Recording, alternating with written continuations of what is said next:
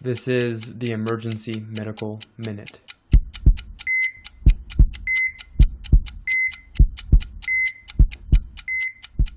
This morning, I'm going to do a medical minute on gamekeeper's thumb, also known as skier's thumb. Have you guys heard of this before? So it's a little near and dear to my heart because it's happened to me, just not on the ski slopes. I actually did it playing football. So what the injury ends up being is it's an injury to the ulnar collateral ligament of the thumb. So when you say ulnar collateral, right, so ulnar side, medial side of the thumb,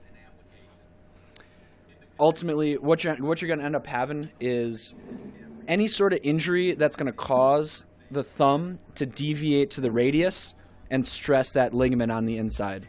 So what ended up happening to me when I was playing football is I tried to tackle somebody, I got my thumb caught on their hip, and I got it bent down towards my radius.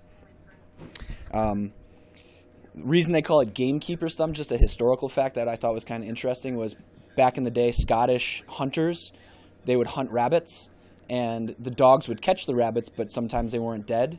And so if they were catching a lot of rabbits, they'd break their necks, and they would use their hand and thumb to break the neck, and they'd have chronic strains of that ulnar collateral ligament. Reason it's also called skier's thumb, again, right? You have your ski pole, it gets planted in the snow, and then for whatever reason you have a hard jerking motion that stresses that thumb and the ligament. Ultimately for us, pretty simple treatment. It's obviously RICE therapy, rest, ice, compress, elevate. You're going to see over the MCP joint of the thumb, it's going to be tender and swollen, most pronounced in the medial side. X-rays are going to always generally be negative unless you see a little avulsion tear. That is just the ligament kind of pulling a piece of bone off. For really bad injuries, for really bad pain, we can throw them in a thumb spica splint just for comfort. Obviously, we'll refer them to hand surgery, and if it's a complete tear, they will do surgical repair on it 1 to 3 weeks after the injury.